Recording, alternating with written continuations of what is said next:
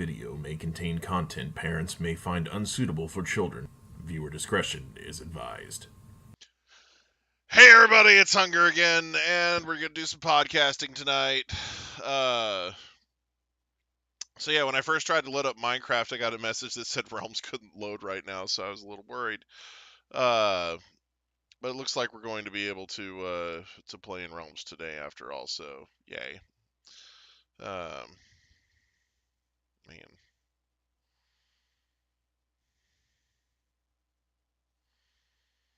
Alright, so we go ahead and jump into the designated podcasting channel here. See if we can have any friends join in.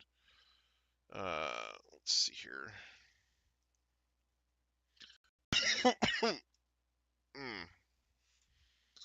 Man. Get some water real quick.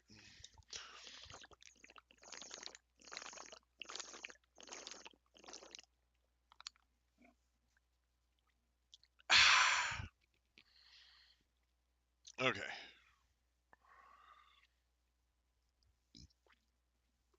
Okay then. Let's see here. Looks like we got Van and Joey. Hi guys. Night's pretty good so far. Here, let me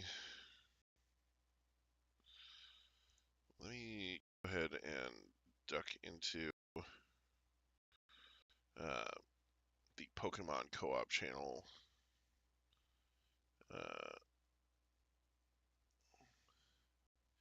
Instead, that way the people that are here. How are we doing? I'm doing pretty good. So I started watching the new Samurai Troopers show, and now I'm caught up, and I'm very sad that I'm caught up because they know how. You're really sad that you're caught up? Yes, because they know how to cliffhanger that shit. Dang it!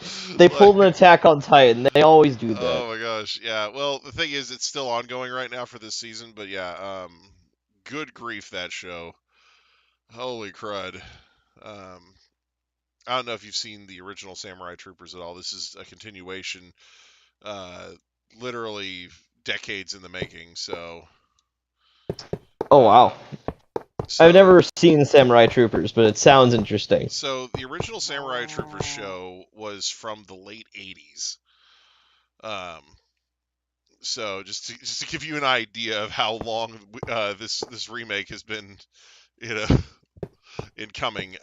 So basically, this show is from a genre that really doesn't get talked about that often. It's and that being the shonen armor genre. Interesting. So other shows in that genre include things like Saint Seiya. It's also technically an isekai, if you want to get all technical about it. But it's one of those things where it doesn't follow the standard isekai formula in the slightest. So basically, the plot line, right, for the original series is demons suddenly show up on Earth, and they decide, you know what, it looks nice here. We're gonna just move in, and while we're at it, we're gonna kidnap a bunch of humans because our source of power is their negative emotions. So we're like their misery and despair and hatred, So we're just gonna kidnap a whole bunch of people, hold them hostage, and it's gonna be great. And so like basically the first episode is just the demons just kind of sauntering in unopposed. Like tanks roll out and the demons basically use their powers to make the tanks shoot each other, just stuff like that. Interesting. Anyway, now luckily for the human race, there is a there's an old legend about a group of samurai troopers who appear in times of trouble to deal with such problems. So the samurai troopers, Power Rangers. so they show up, right? Um, but like these guys are like kind of like the new inheritors of these powers, and they have no idea what they're doing. so, Mhm. uh, but essentially, uh, because they don't know each other. They're just kind of coming in completely blind doing this. But anyway, so they meet up and they have this kind of knockdown drag out with one of these demons who's taken a couple of humans hostage, a little boy and a woman, uh, and and after they win, uh, they find out that the reason that soldier they were fighting that they had such a hard time with was basically like a freaking grunt that was that they have like thousands of, but the only reason he was a challenge was because he was using the weapon from one of their stronger warlords. So Makes sense. It also sounds like Joey is yeah, curious on what's yes. going So on. this is an He anime that I'm describing. Yes. So also anyway, Hunger's building a weird golden cavern, and I'm yeah, playing a fresh save of Pokemon Sword. nice. Also, if you want to battle, just say the word. Just gotta throw that out there before I ask any more questions. But anyway, so What? hey, how's it going? Oh, hi, Dolphy. Hi. So anyway, so that's when they reveal the four demon warlords who are basically supposed to be like the main antagonists for the series, and yeah, it just kind of kicks off this kind of odyssey where eventually the samurai troopers have to go into the demon world and fight the demon emperor directly, uh, and then and it's one of those things where at the beginning it's like because like I said it's from the late 80s, so the animation is definitely dated by today's standards, and when you're watching it definitely seems very basic at the beginning, but if you keep going, if you give it the shot, it has some really great character development and character building, um, and you know the and the plot has a significant number of nifty little twists and turns to keep you interested. So it's not terrible, right? Uh, so anyway, so back in the 90s, like I said, this is from the late 80s. Back in the 90s, when everybody was falling in love with Mighty Morphin Power Rangers, uh, an American company decided it would be a good idea to license Samurai Troopers and bring it to the States. Uh, so they did that, and they called the show Ronin Warriors. Now, the main differences between Samurai Troopers and Ronin Warriors are the names and how much of the onslaught at the beginning got censored. So, Presumably quite a bit of onslaught was removed. presume like just about everything involving tanks and missiles and jets crashing and stuff like that. Basically, all that got censored out.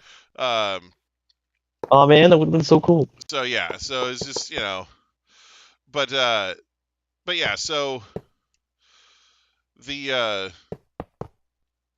so anyway, the U.S. version also had to change like a ton of names, some of which they had every reason to change.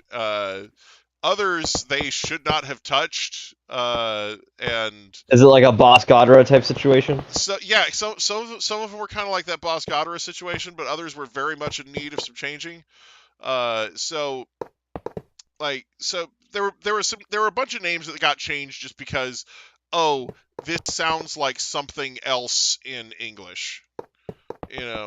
Got it. For example, one of the good guys, his name is Shu, like SHU, but it sounds like you're calling him a shoe, so it's kind of like so they changed it, right? I kind of funny. get that, whatever, it is what it is. And then you have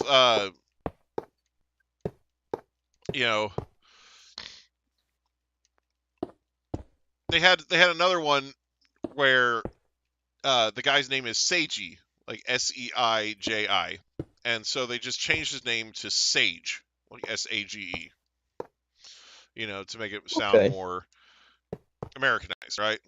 So, Yeah. but the thing is, they ended up using that to make a terrible pun later on. So it's just kind of so basically, the villains, right? Yeah. One of the four warlords in the Japanese version, his name is Shiten, right? So when you spell See that where this out, might be it going. becomes a little problematic. So if you're looking to sell like action figures and stuff, and you're gonna need to spell that name a lot, that's not really a good look for the character on U.S. store shelves. So they decided to change his name. No big deal, right? Yeah. Instead of coming up with some new name to call him, they just yoinked one of the other warlords' names and gave it to him. So Not the world's smartest move. So here's the thing: the name that they yoinked, right? The Warlord of Darkness, right? In that anime, this guy has abilities that let him, like control like shadows and resurrect the dead, and make them into zombies that do his bidding, things like that. So Harry. so in the Japanese version, this character's name is Anubis. So they decide, no, let's give the name Anubis to Shiten, and not to the guy that controls the forces of death. So, What did they rename Anubis to then? so because Sage, you remember I talked about Sage, Seiji, they named him Sage, because Seiji is the warrior of light. And Anubis is essentially his counterpart. They thought it would be cute and hilarious to name Anubis Kale, so that they would both be herbs. That hurts my heart. Right? Right? That's dumbest so shit Keiju. ever. Just kidding.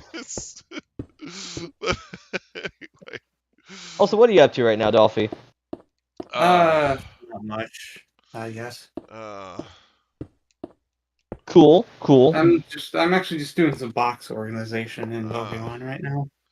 Yeah. Oh, nice. Speaking of Pokemon, I'm playing Pokemon Sword. Fresh save. Yeah. Okay. We are aiming for another Keldeo. Something fresh.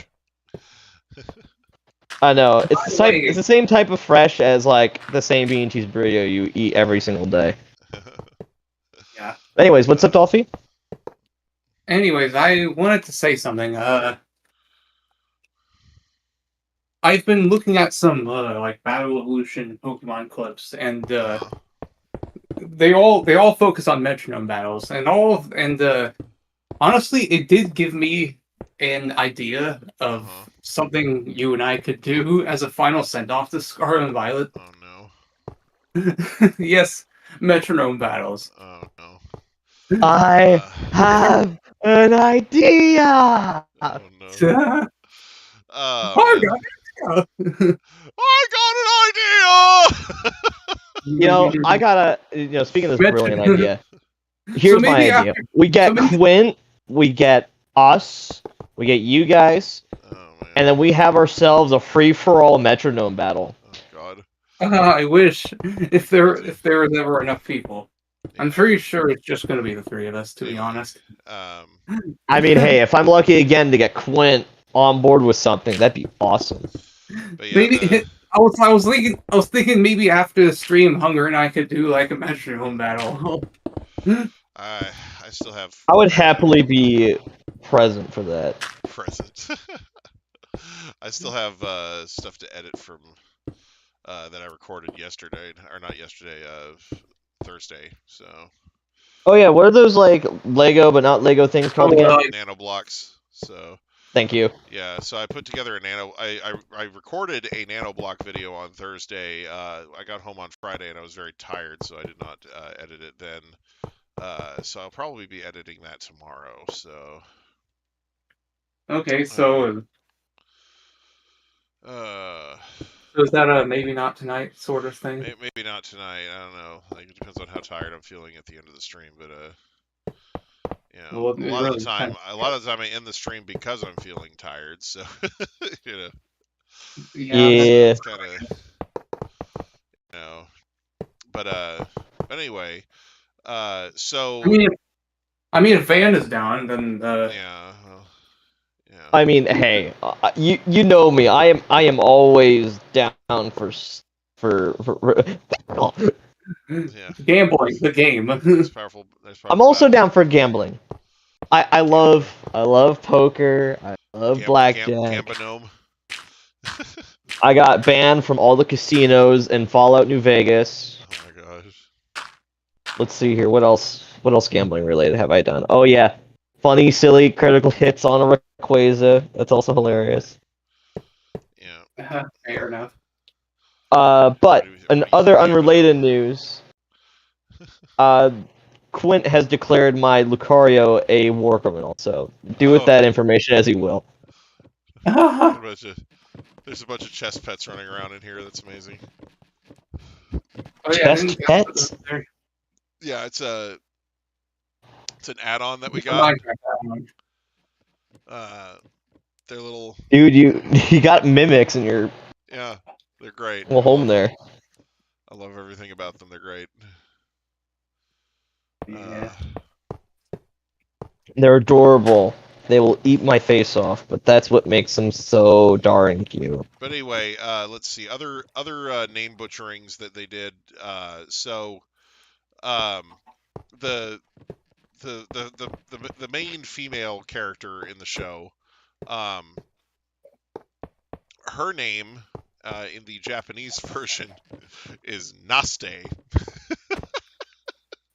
Man, So that's kind of gross. right, so it's funny too because in the new series they pronounce it Nasti instead of Naste, which is hilarious. But I hope the characters in universe make jokes about it. they don't though, because like I said, it's a Japanese thing, so it's not like it doesn't mean the same thing. So, but anyway, so anyway, when they did the localization, they changed her name to Mia. Yeah, it's like okay, I get that. You know, like her name was Naste. You changed it to something else. I understand you didn't want her to sound like nasty. So then the little boy, who's also a relatively important member of the cast, his name is in the Japanese version is Jun, right? So Oh, it's like the month?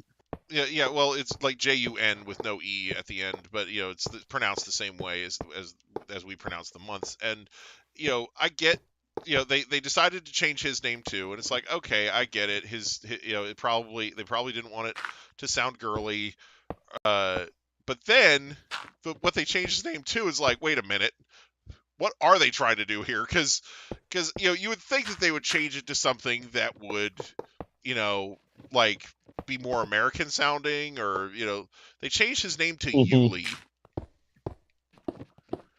and it's like, Yuli what noted. the actual crap were you trying to do with that name change? So Look, the writer got like locked in the closet and they couldn't actually get any answers, so they wung it. So yeah, I don't know what they were going for with that, but yeah, so but yeah, like let's see. So they let's see.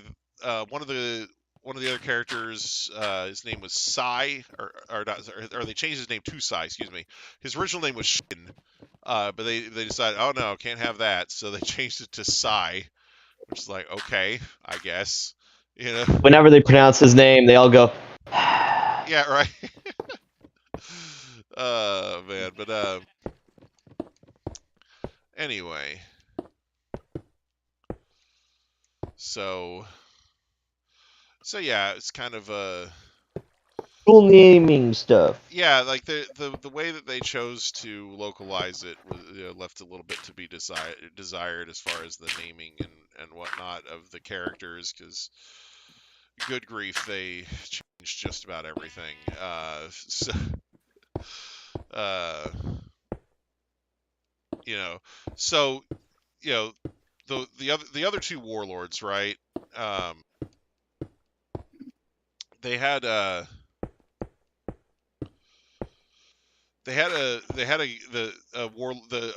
warlord of Venom, who's like the poison guy. They changed it, like his name was Naza. Um, you know, It's kind of nauseating. yeah. So anyway, for the localization, they changed his name to Sekhmet, presumably to go along with Anubis in like the whole Egyptian theme. But he's the only other person they changed to like an Egyptian Egyptian god name. So it's like, you know, it's like if you were gonna just fully Who's commit this to the for, bit. Kale? Yeah, exactly. Like if you were gonna fully commit to the bit, you should have just gone and named everybody after Egyptian gods. You know, screw it. You know, like. Mm-hmm. So like I said, they just, you know, they changed pretty much everything in the localization. Um, the you know certain characters got off a little easier than others when it came to having their shit changed for the localization, but yeah, it was a pretty messy localization. Uh, but anyway, the series, like I said, is actually really good, and a lot of people remember it fondly.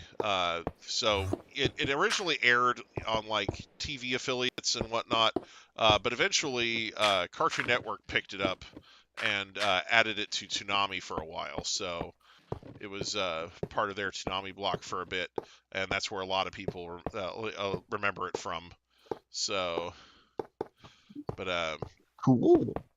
but yeah, it's one of those things where, like I said, here we are, 30 plus years later, and it's finally getting a sequel. Like after the original series, which was 39 episodes, they did do some OVA stuff for it. Um, None of it was good. Like, they did a movie type thing for it, and then they had like um, they had the OVA series that was like a 5 episode thing, and then they followed that up with this weird thing that where they were supposed to be getting new armor, and that lasted like 2 episodes before it died. So because with Got OVAs, it. OVAs are straight to video releases, so they're completely funded by people buying the video. So so I can almost guarantee that people went, oh, they're making they're making an OVA for this. Sure, I'll buy it, and they bought the first episode, and then uh, they were like, oh, hey, great, everybody bought the first episode, and so they went to make the second episode, and then nobody bought that because the first one was so bad, like, so, Like, I'm never trusting that project again. yeah, No, thank you. exactly. So they just kind of, So it's one of those things where I don't think it was the fact that I don't think it was that the property had lost any value. It's just that they were mismanaging it. They were just like, yeah, let's do this dumb shit with it and see if they like it, So anyway, but yeah. So other than those two ill-fated OVA projects, we never really got a proper continuation to the series. But the new one is nuts. So, um, yeah, it takes place 35 years after the original. The demons are back, and this time instead of kidnapping a bunch of people and holding them hostage, thought that the best way to stir up some negative emotions would just be to slaughter everybody in the general vicinity. Like, so, I mean, hey, the people left alive make good batteries. yeah, well, like, it's just, you know, so basically, like, the first episode is literally just all these demons just wandering around the city, just cutting people up.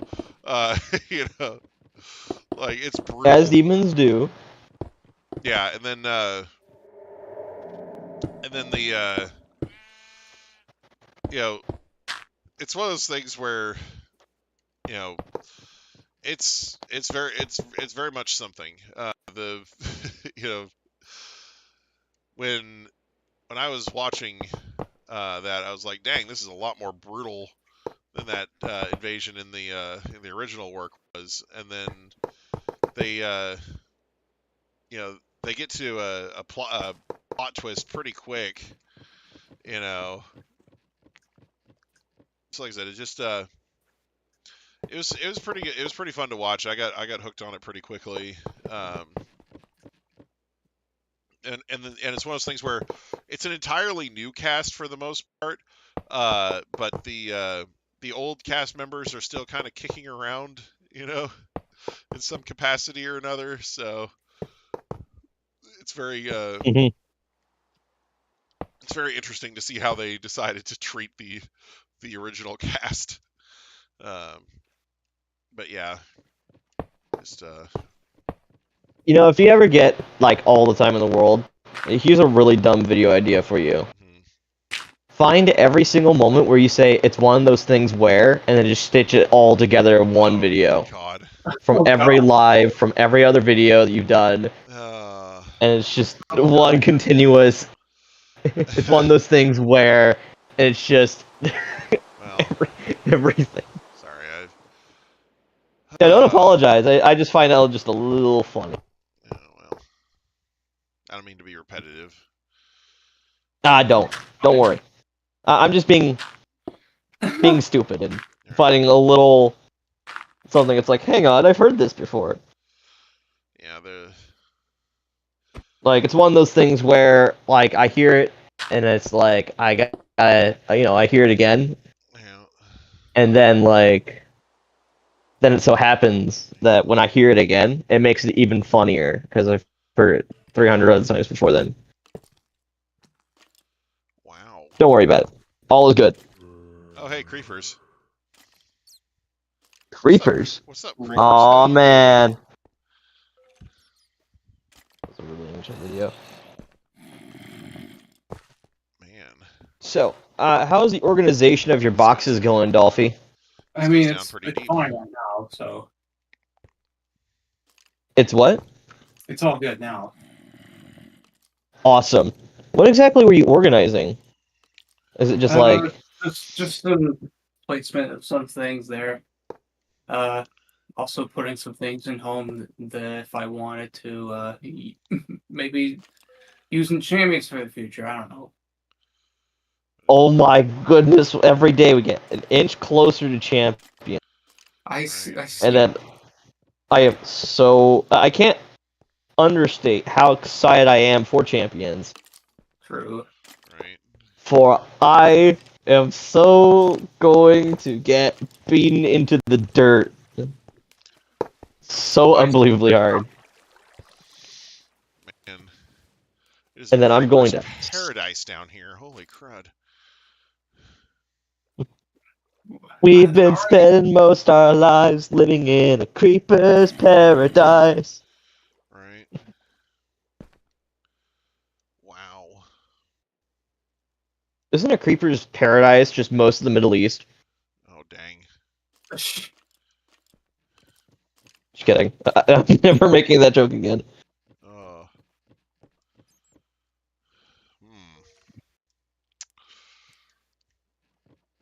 Hey Van, how funny do you want that joke? Not at all. Let's see. Yes, I found an Eevee. We're going to catch it. You know, Caught a something I Pikachu. wish... I named it Pikachu. Hey Van, you want to check out my rat? Yeah. His name is Rat. God bless the individual who named his rat Biggie Cheese. Right. From, like, Barnyard, if anyone remembers that. Yeah, that's how the New York rat problem got started. Really. Right then and there. Yeah, it's just just freakishly huge mutant rats. And then came the Ninja Turtles. Right. And then Biggie Cheese happened. Speaking of Ninja Turtles, they got some nice Magic the Gathering cards. What a weird thing to, like, have two things together. I don't think Magic the Gathering and Ninja Turtles together. That's not, like, a package deal. Yeah, well, like, the thing is, right, they have a mono black Splinter card, right? And Yeah. this guy's whole gimmick is basically like ninja rats are back, baby. Because back in the Kamigawa block, they had a tribe of ninja rats, basically, and yeah, and so I'm looking at this Splinter and going, oh my gosh, he's just that, you know, so, like, so essentially in the Kamigawa block, the ninja rats that existed in Kamigawa, their whole thing was a mechanic called ninjutsu.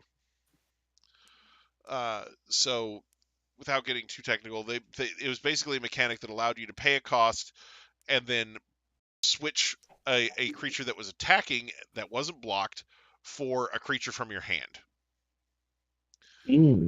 So you could basically attack with something that your opponent thought wouldn't do much damage or wouldn't be that bad to get hit by, and so so they block accordingly, and then you swap out the unblocked creature for something that's actually very detrimental to them if it hits them, you know. So Sounds fun. yeah, so basically, a lot of the time, these rats had things like, oh, if it deals combat damage to a player, that player discards a card, or or something like that, So the let's see,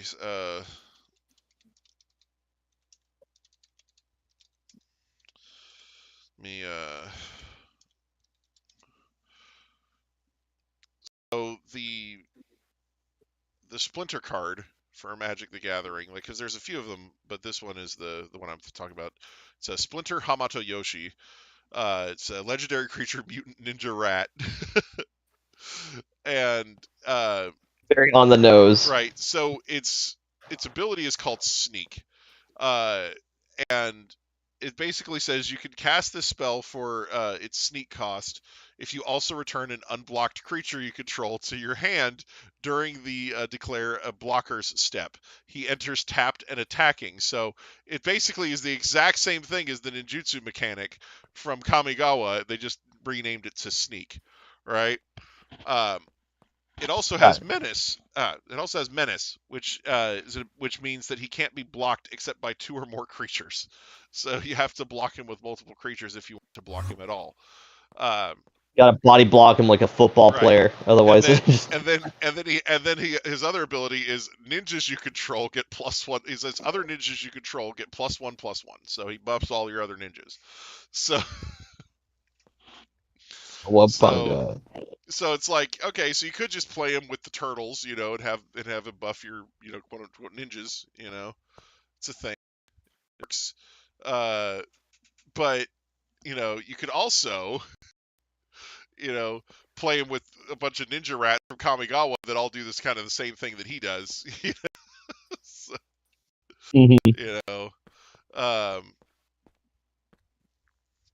but yeah, anyway, there's a they also added the Rat King as a card, right? So it's like exotic weapon from Destiny 2. That's awesome. Yeah, so it's like if you're gonna do the Rat King,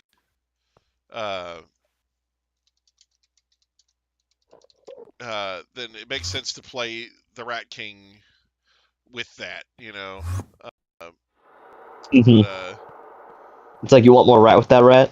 yeah. Well, the thing is, Magic actually already has a card called Karumonix, the Rat King, you know, which um, is actually really good to play with this combo as well. But because it's ridiculous.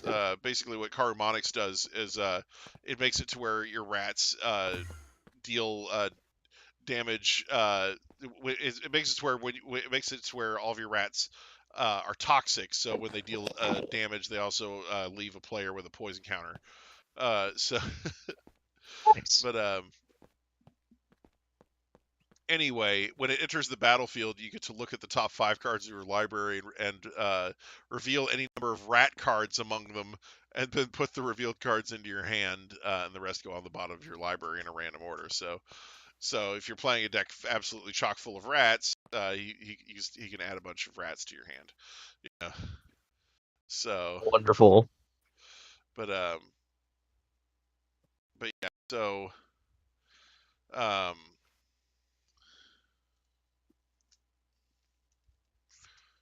um, but yeah, the Rat King from the Ninja Turtles set though. Um, so he has an ability called Disappear. It says at the beginning of your end step, if a permanent left the battlefield under your control this turn, create a 1/1 black rat creature token and and put a +1/+1 counter on the Rat King. So Sounds just a little bit busted. so basically, so if you're using that whole sneak mechanic and you're swapping your characters out every time you're attacking, you know, then Hmm. this starts snowballing real fast.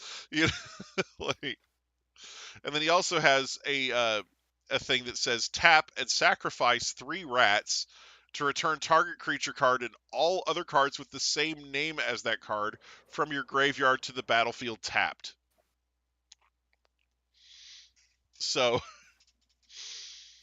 now this is important because there are a couple of rat cards in the game that allow there's relentless rats and rat colony, I think, and they allow you to play any number of that card in your deck. Like so, however many copies of that card you want to play, you can play it. So if you want to have 20 Nice. copies of Rat Colony or Relentless Rats in your deck, you can do that. You know, so the idea that this guy Wow. could sack off just like 3 rats and then just dump like 20 something rats onto the field because they all have the same name.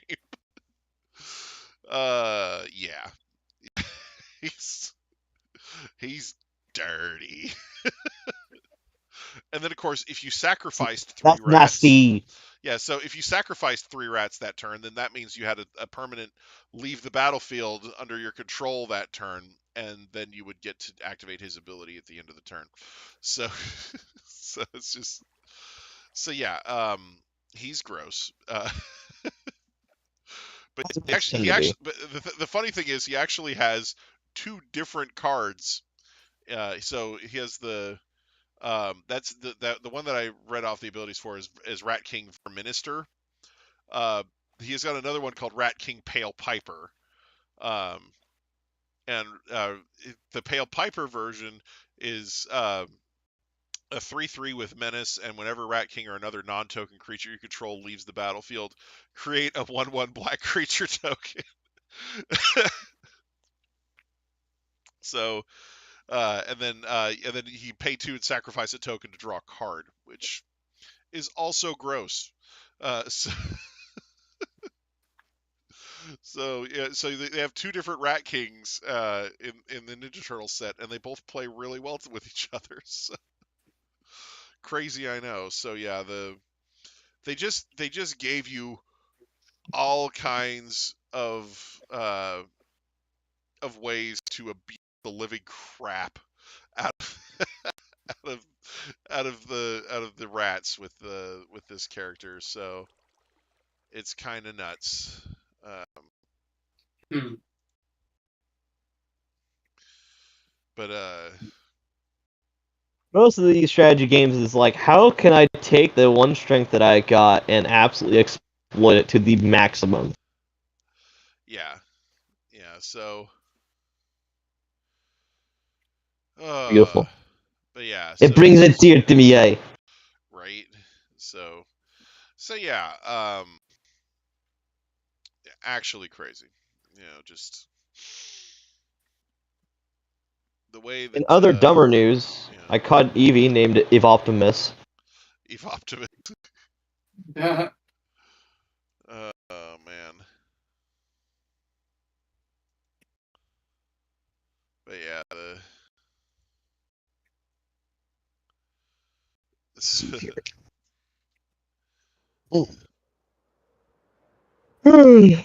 Anything planned this weekend, guys? Or none really?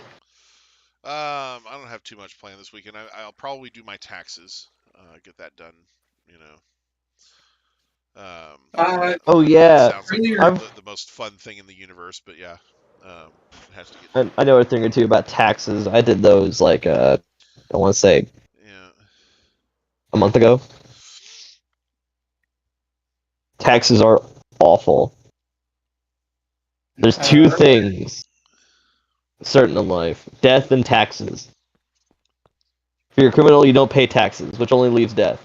Yeah. Right. But yeah. Yeah. Nope. Oh man.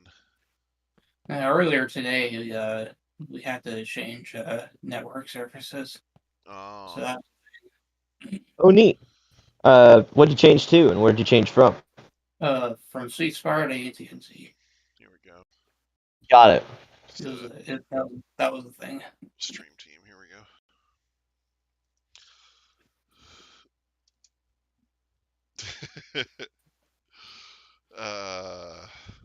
Good stuff. What is this beautiful thing?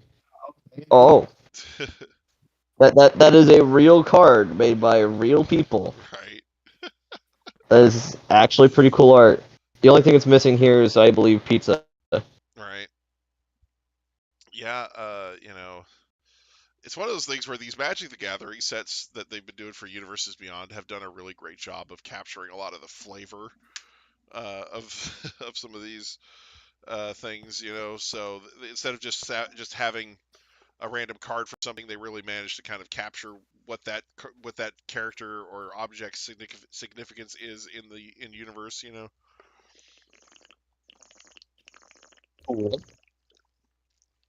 Like for example, in the Avatar set, there's a card called the Walls of Ba Sing Se. It's a 0/30 wall. Um, and it gives all of your other permanents indestructible, but it doesn't have indestructible itself. And then there's a card called Fire Nation Drill that basically is tailor made to destroy the walls of Ba Sing Se, and when it does, it strips away indestructible for the other permanents. Yeah, yeah. Avatar Your whole world just did got have a like opened up right now. yeah. Uh,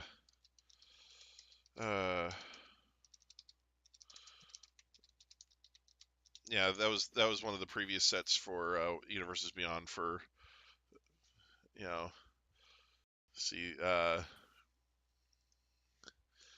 this is how legendary the Avatar set was right here. Got the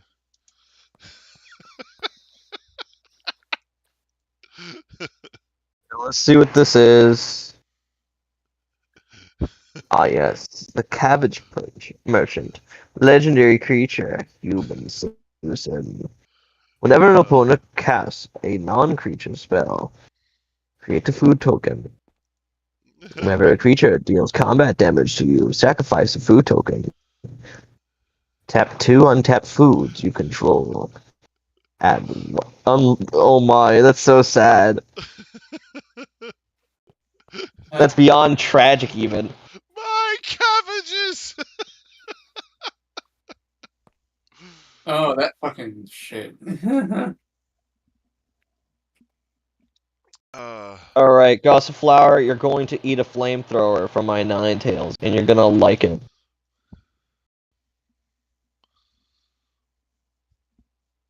Yes, we're packing a Ninetales for the first gym, and it's going to be a lot of fun.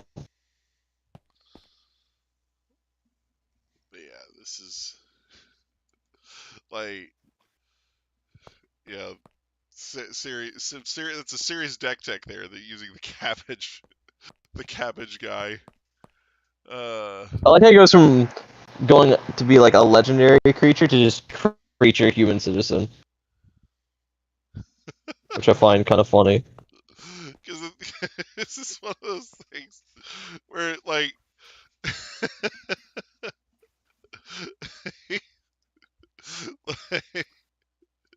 they Oh, have hang on, there's a guy named Gabe in here. Hi, dude. this, look at this. So,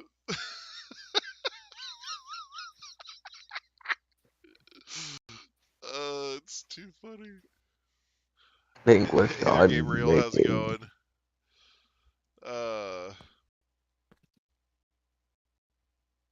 I'll have you know, if you're ever curious to battle, just let me know. I'll battle you in a heartbeat. Anytime someone new shows up, he has to ask. Not just ask, simply offer. Offer, yeah. It's like I'm not openly being like I was last time where it's like battle, please. No, I'm saying I'm here to battle. Please battle me if Very you different. want to. Very different. the nice, powerful alternate art for for Unlucky Cabbage Merchant. Man, how many different arts are there of just cabbage flying out of a cart? I know, that's the best part. It's just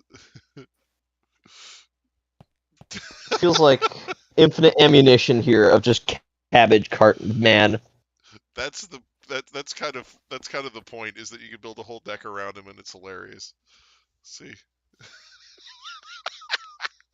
There's another darn card.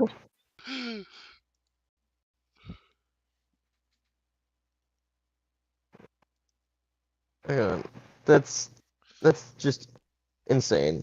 Like that's the funny thing, is like, you know, because he has that thing where the foods on your field, the legendary version has that thing where foods make different colors. You can run all of this in the one deck, you know. So That is insane.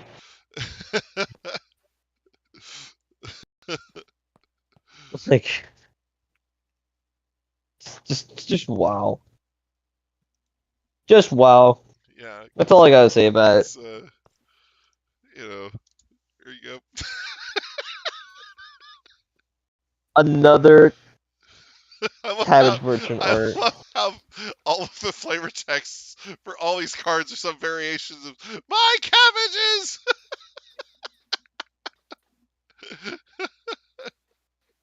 Is cabbages. Cabbages. Oh my gosh. Yeah, Cabbages. Cabbages. there's an old meme.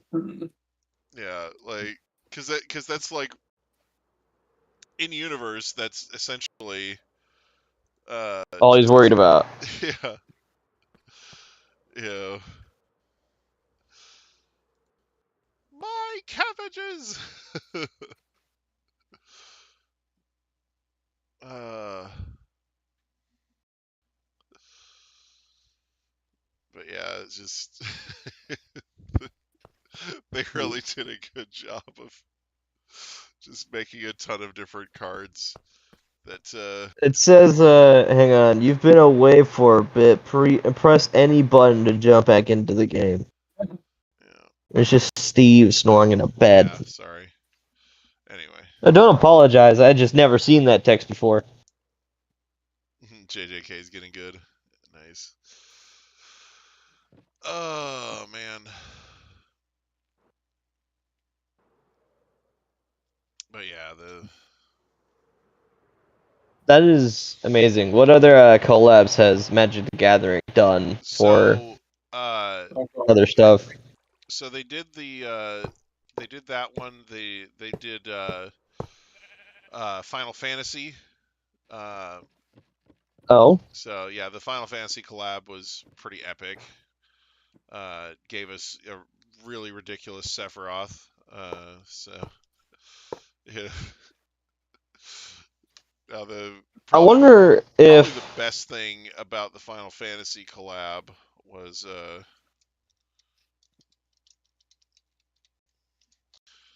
the this whole thing. Here, let me post that. 'Cause it's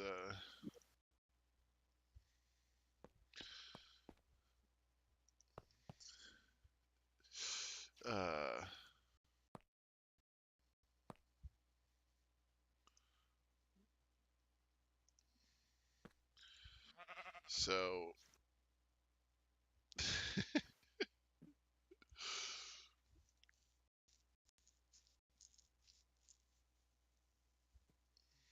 if there's something that I really appreciate about Sword and Shield, its gym challenges are so much better than Scarlet and Violet's. Yeah. They function as intended. so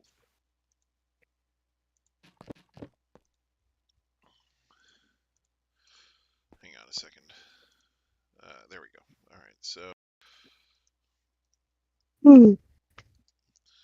so here we go. This is 3 whole images being sent at once. Let's see what we got. Is that a train? I love Yeah. trains. Yeah, so this is the Phantom Train, and then and then the card Suplex. We suplexing the train? Yeah, so and then there's a screenshot of him suplexing the train in the game. So That's so that's some like Jesse James level stuff So- there. That's like not even. So Holy crap. the best part is if you read the text on Suplex, Suplex destroys the Phantom Train. Like it says you can choose one, and the second option is just exile target artifact. So it just says that goes away. So Wow. it's just I'm just trying to think here. Yes, I know it's a Phantom Train, but like, how do you suplex a train? yeah. It's Like, just very size-wise, carefully. how do you? I But mean, yeah, that was one of the funniest things, like funniest in-game jokes in that game is that he could just literally just pick that train up and drop it on its ass. uh,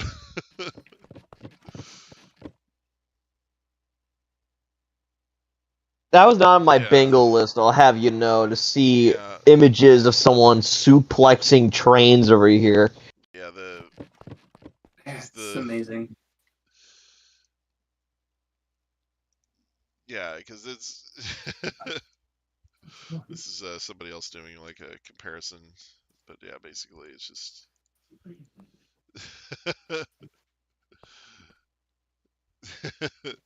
Using suplex on the train, because you would think that would fail, but in the game, But no, the game allows you to the just game do just it. lets you run over there and suplex the fuck out of that train, and it's great.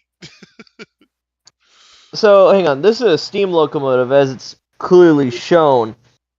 Fun fact, if a train were to move violently in the, say, for example, it's a suplex. If you're suplexing the train, typically it would go over your head, or AKA the train will go upside down. Now, fun little fact about steam engines is that, they require water to make steam, right? Yeah. And usually that water is, sitting in and around the boiler, not doing a whole lot except for being really hot. If you're moving the train a lot, all that water leaves the, its area around the boiler. Yeah. And then when the water returns, it creates too much steam, thus resulting in explosions. Yeah. It would not be good. It would be a critical hit on itself and everything else around it. You suplex it, and then it blows up and dies. Exactly. If you were to suplex a train, you not only kill yourself, but the train as well. Yeah, so there's actually a couple different versions of the Phantom Train in the Final Fantasy Magic the Gathering set, but yeah, it's just funny. That is It's just hilarious. hilarious that he can suplex them. Uh, but yeah, uh, but yeah, So like, so we got the thing with like I said, we got the flavor with Saban suplexing the thing. But yeah, the Sephiroth cards, those are all gross. got it. It makes me beyond happy that you could suplex a train. That's Yeah, just really funny to me yeah, that as was one of someone who that likes was trains. like I said, that was one of the biggest funny little jokes about the original about that game when it came out was that you suplexed the stupid train. Uh, but yeah, Now I gotta add that as a joke in my D&D campaign if any one of my players decides to say, you know what, I grabbed the train. Okay, right, roll a strength check. Alright, anything above a 15, the train gets suplexes and everyone dies. yeah, right. But yeah, that thing. There's another image This is of, okay, this one's different. This one's of that's Sephiroth. Sephiroth. Yeah, so Base. Hey, I know this guy. He's from Smash Brothers. yeah. Just kidding. Uh,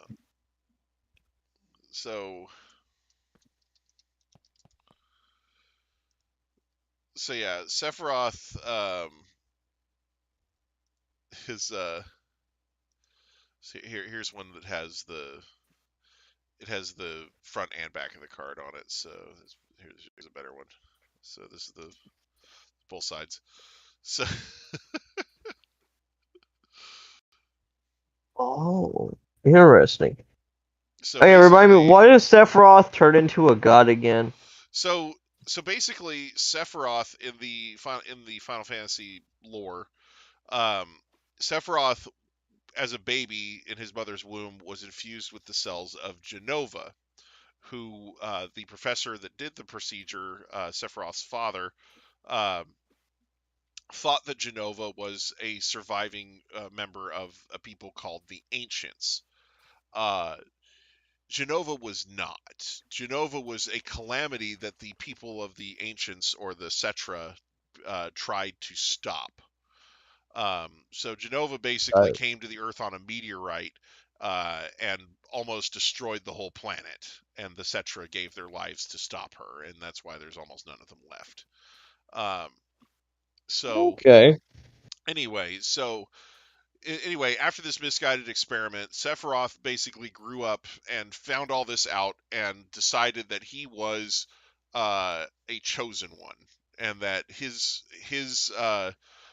goal was to restore his mother to Genova, who he calls his mother, to her rightful place as the ruler of the planet.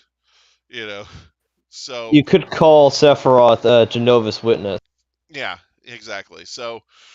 So anyway, so he basically shows up at various points throughout the story, uh, and usually he's doing something towards furthering his ends. The thing is, uh, as part of the soldier program, uh, which was which is what Cloud is a part of at one point. Recruits are basically injected with Sephiroth's cells, and Oh, some of them die and others mutate. The rest just lose their minds.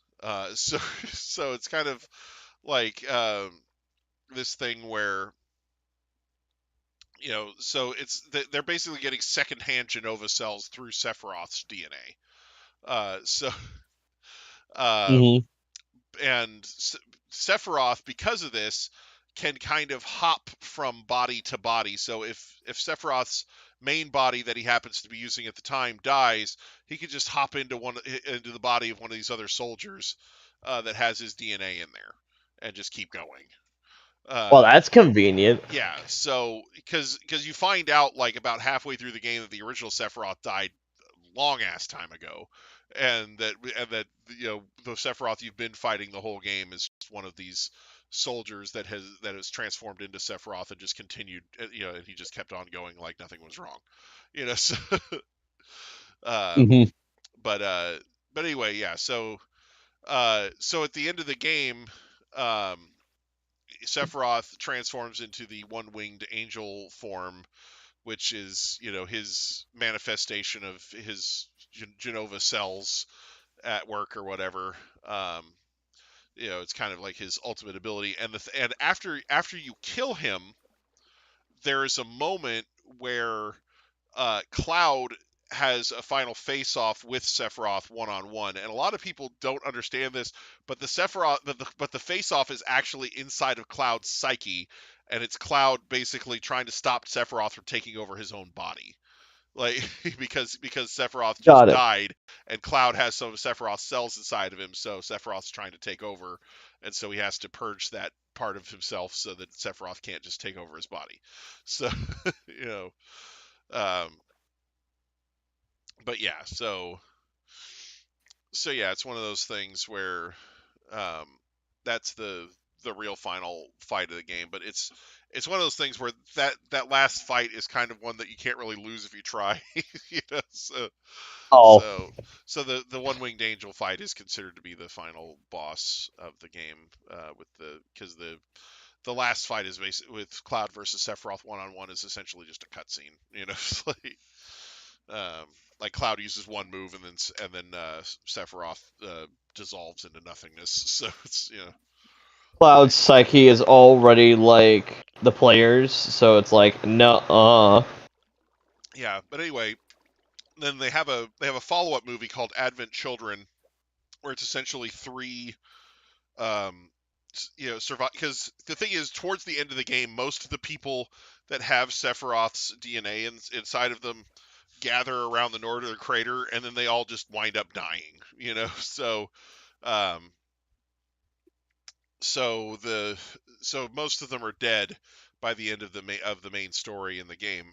In the movie Advent Children, there are three guys who all have that Sephiroth DNA inside of them that are all still trying to further Sephiroth's original goals. And at the end of the movie, one of them completely transforms into Sephiroth, and Cloud has to fight him. So so you know, Cloud's like, dang it, not pretty again. much exactly, yeah. So you know, but yeah, it's one of those things where you know, Final Fantasy VII was a game that a lot of people had a hard time wrapping their heads around because the storyline's very complex. But it was a really satisfying narrative. Uh, Even for people that couldn't really understand it that well, it was still pretty satisfying to get to play through. So, Hmm. um, but yeah.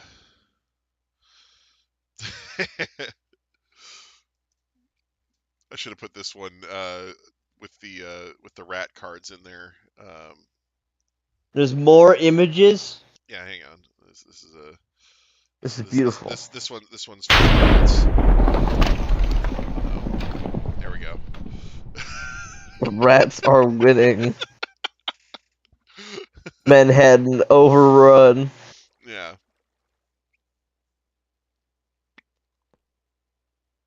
Yeah, Interesting. Who basically knew that Chuck E. Cheese had such a presence?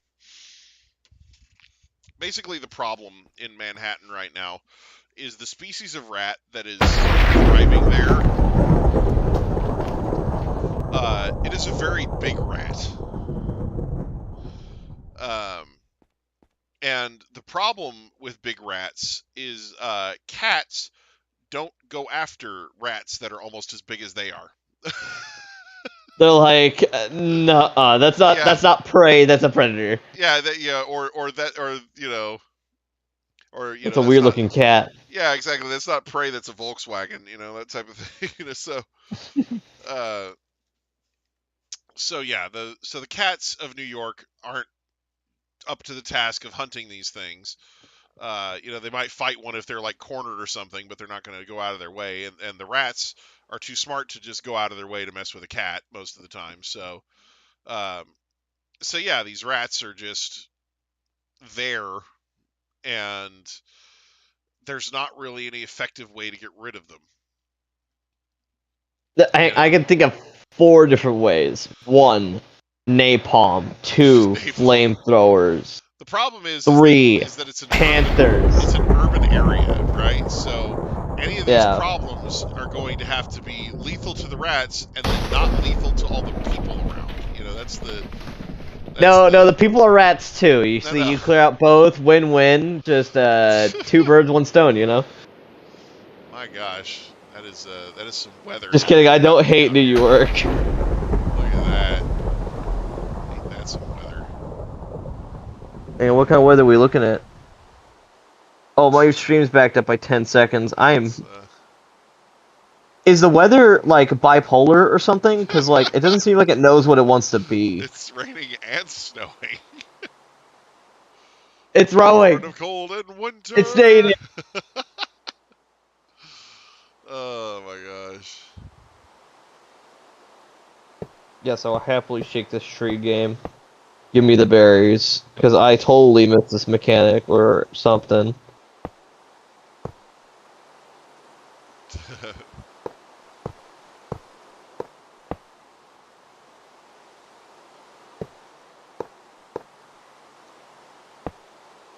Oh wow, I got 11 berries out of that tree. That's pretty cool.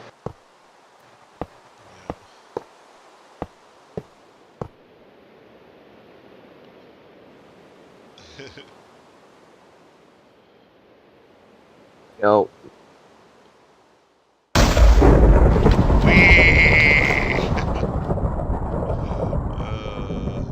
Man, that's quite the journey.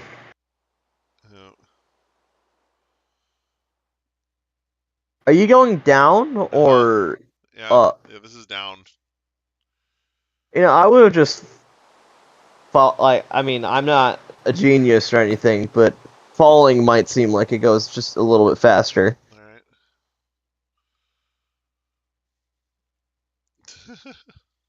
I could be wrong. See, up you get all the particle effects. It's so pretty! Oh,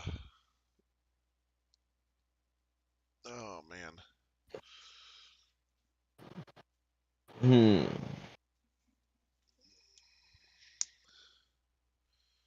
Now, how do I improve my team that has the Cobalion? Do I really need a Psychic type? And a Fire type? And a Fire type? And a Dark type? Do I really need 2 Fighting Steel types? That's a good question. That's a good question. Love that meme. Yeah. Just because he sounds so ridiculous. Anyway. Not wrong. It's the best kind of ridiculous, though. Yeah. That's stuff I always ask myself, where it's like, should I change something on my team? But then, like, the very thing I don't change ends up, like, doing something unbelievably stupid and awesome, and it's just like, maybe not? I don't know. Yeah. Risk and reward, I guess. Alright. It's always great when your adversary is running all ice types. Yeah, I try to change things that I saw were kind of weaknesses, and when it's like, oh, yeah, this cost me a battle, maybe if I had something else there, it would have been better, That's the type of thing that I like to change. I don't like to change things that are just like, oh, well, like it's one of those things where, because the more you battle with the team, the more you understand its weaknesses and its strengths. It's a good idea to get an idea of those weaknesses and then try to shore those up as you can. And sometimes that doesn't mean changing moves. Sometimes it means just changing, move sets, or you don't have to change a whole Pokemon. You can just change a move or two. Yeah, or maybe a lot of the shift some time I IVs just change around items. or EVs, you know, or items. I only That's got one EV. His name is Optimus. yeah. Just kidding, dumb joke. All right. Alright, hopping into Scarlet and Violet to see what cool things I could potentially do. And harass the masses. Yeah. Mass harassment. Yes. It's gonna be a great day. Dolphy, you still here? Good old mass harassing.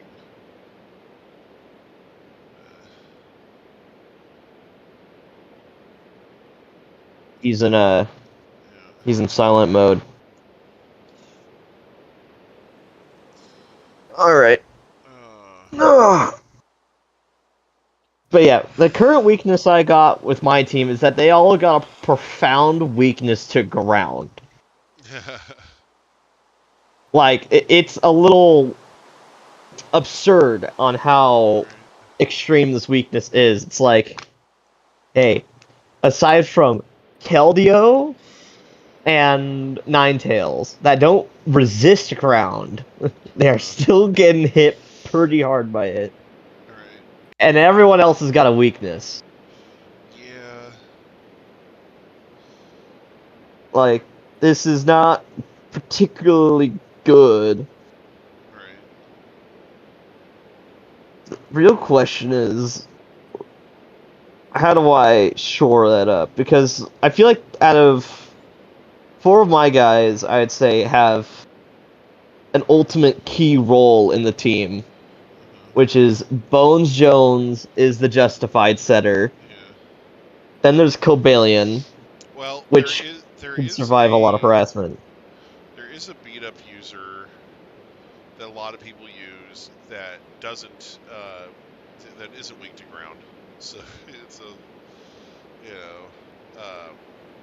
I don't know if that's something you wanted to look into doing, but I know there's a bunch of different Pokemon that get beat up.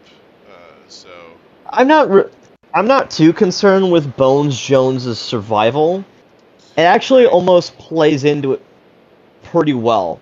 right, but Because if he dies, I get a clean switch in with Lucario. right, it's just one of those things. When you're using it, um, like I said, there's just a bunch of different Pokemon that get access to it, so you don't have to lock yourself into something that like that. So, for example, in Scarvi, Mousehold gets it. Yeah, but I don't like that he's normal. It's just too normal for me. Right. So here's the thing. So Mousehold, when you compare it to Houndoom, it's still weak to fighting, which both of them are, but it has no ground weakness. And not only that, but it also gets a move that cleans up hazards. How fast is Mousehold? So let's see. If you're looking at speed comparison, let's see, Houndoom. So Houndoom has... Oh wow, so Mousehold is actually significantly faster. Yeah, Houndoom is 95 base speed. And Mousehold 111. That is 11 base insanely speed. fast. So it's a lot faster. It gets Tidy Up, like I said, which gives you the opportunity to do that thing. And the other thing is, you can build the Mousehold as a support variant that doesn't need its attack stat. So you can build it with really weak attack, so that doesn't do any damage. So you can have it with beat up, and then you can give it Super Fang, which just halves the opponent's HP without needing to use the attack stat. So you can do like beat up, Super Fang, Tidy Up. And it also gets Follow Me. So like what you were saying about having it just die. If you need it to die, you can always use Follow Me and sack it off.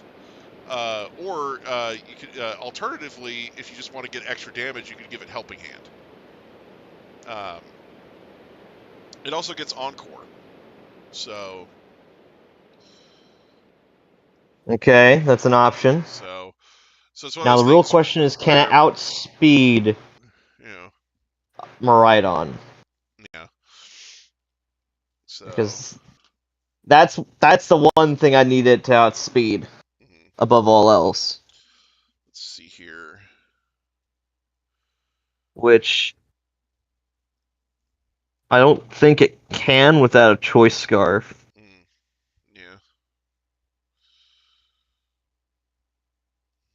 Let's see here. Let's see here. What else we got? So as far as beat up users, um, you have Thievel, which is a dark type. So again, it has the same thing. It I is love Thievel. I just wish it was in Scarlet and Violet. yeah, Thievel is sort of comparable to in speed. But yeah, it is currently unobtainable in Scarlet and Violet. So let's see what else we got. Let's see. What else is okay? Looks like you got Weavile and Scrafty. Um, those are both Not in bad standby. options. Pessimian, Shiftery. So Shiftery resists ground, uh, and that gives you, and that you know, it's still a dark type, but it resists ground. Um, let's see, where's its stats at? Give me a second. I think I missed its stats. Hang on. So stat wise, it is actually slower than Houndoom. So, um, but you know, there are other. There are other beat up users. Yeah. I was gonna say. I think. Let me double check here. Yeah. Okay. Yeah, it does. So Shiftery does get Tailwind. So Interesting. it gets Tailwind, Beat Up, and Fake Out. Uh, so it has a nice kit for kind of speed control. So even if it's not faster, if there's something that's really threatening, you can just use a fake out on it, um, and then you can wait for the opportunity to set up Tailwind or something like that. Um, it is also going to be able to run moves like Protect, I think so. It also gets Psych Up, so you could you could use the beat up strat and then psych it up onto itself. Oh my. So, so, That's a different level of disgusting. Hang on. so it does have that going for it. So you can use the beat up on your own guy, then psych it up and then beat up your opponent. Although, unfortunately, with beat up It's itself, I don't think it like stacks damage that way. Like, hang on. If I click the button does it and use the attack look stats of over.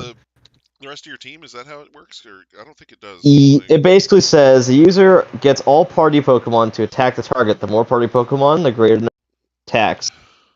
So Right. I don't know. Hang on. Let me look at it. So what are we talking about? Beat up. We're talking Let's see about here. more stupid strats for me to use Let's see potentially. here. Oh, of course you were. Um, Uh, let's see here. I'm trying to solve one major weakness of my entire which is one word. It's called actually it's two words. The Okay. ground. So check this out. Instead of using each party member's attack stat to calculate damage from Gen 5 onwards, beat up's attack stat is the user's attack stat alone. Um, and it says beat up is Okay. affected by boosts from Swords Dance and other attack boosting items, and the base power per strike is no longer 10, but so it's the base power that's based on the base stats of the party Pokemon, not the um,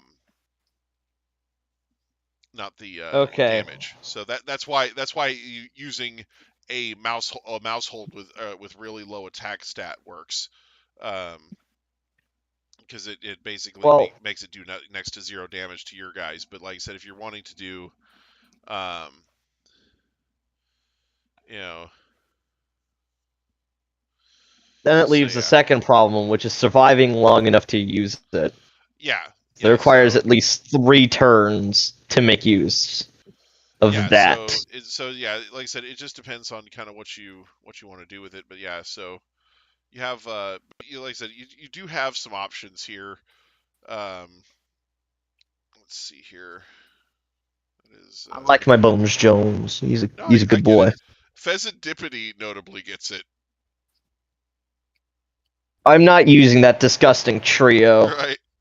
Yeah. Well, the thing is, Pheasantipity using beat up would be terrible on your own team because of its toxic chain, right? What does Toxic Chain do again? Toxic chain, basically, anytime it hits something, it has a 30% chance to poison it. So, you know what? In that case, we're ballin'. Steel types are peak. Right. Well, the other thing though is No, here's the thing. It can be any move that activates Toxic Chain. It can badly poison a target with any move whatsoever. Right. Anyway, but can it still affect anything that's not status? Steel types. Anyway, yeah. So anyway, the cool thing is that its hidden ability is Technician. So if you change Pheasantipity over to its hidden ability, then you could use beat up with Technician boost. Very neat. So you lose the opportunity to poison things, but you do get the nice powerful extra damage for Technician boost. So that's the thing. But that's the thing. When have you ever seen anyone use Pheasantipity? Yeah, I mean, I've used it before. When Galarian Wheezing is right there. I mean, it is right there. You know, but yeah.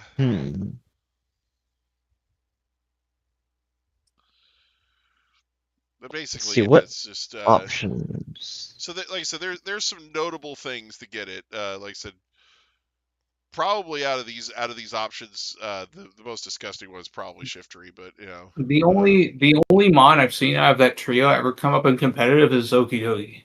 Yeah. Yeah. I've made a mental creed with myself that I would never use Fake Out ever. Oh yeah. Because I've had Fake Out used against me so many times in not in competitive settings, but like in battles in general, where it's just been like, I've seen it so much, clearly it's effective. No. Yeah.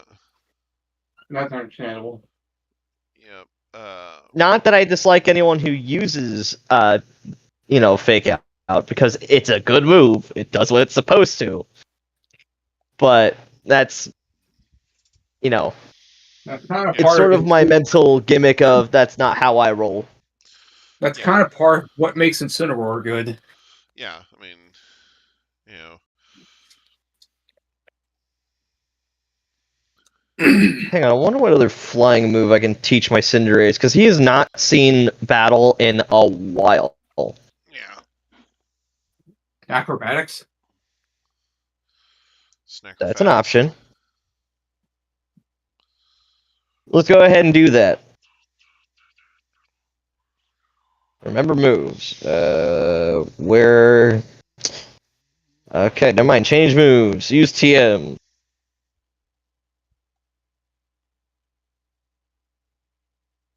Can I find it in here? I think I need to make it. Alright, the next question. Can I teach this creature a really, really dumb move? The answer is most certainly yes, but Maybe a different dumb move. Like a no baton pass, which is Right. mildly helpful. Yeah, Sneasel does get beat up, so I think both variants of Sneasel can get it. that's what I'm saying. Like, you have options. Hear that? We got options. It is notably. Let's see here. Actually, looking at Hisui and Sneasel's set, I don't know if it does get beat up. Oh, does it not? It doesn't look like it. Oh, that's weird. Because, let's see here. Oh, there's acrobatics. I can make it. Heck yeah. Yeah, no, it doesn't look like it gets it. Because when I was looking at all the stuff that gets it up here, it says that Sneasel and Weavile get it, but it doesn't mention Sneasler. And so I was like, oh, it probably doesn't. Yeah. Peculiar. I'm not sure why, but yeah, I'm not gonna Yeah. question it. Yeah, so, anyway. Alright, what other thing can I find out in here? Alright. Oh, that's nasty. What'd you Oh, find out? So else? Mankey gets beat up. And So That means everything else in Mankey's line gets Yep. yeah, that means you can have an Annihilate.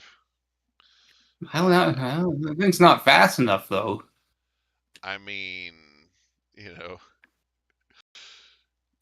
it's an Annihilate. Is it fast? Hopefully it doesn't outpace Cobalion. It really isn't. But yeah, Cottony can get beat up via breeding. So It's either Question, does Final Gambit get priority? No. Alright, so then every Annihilate I've run into is running a Choice Scarf. Got it.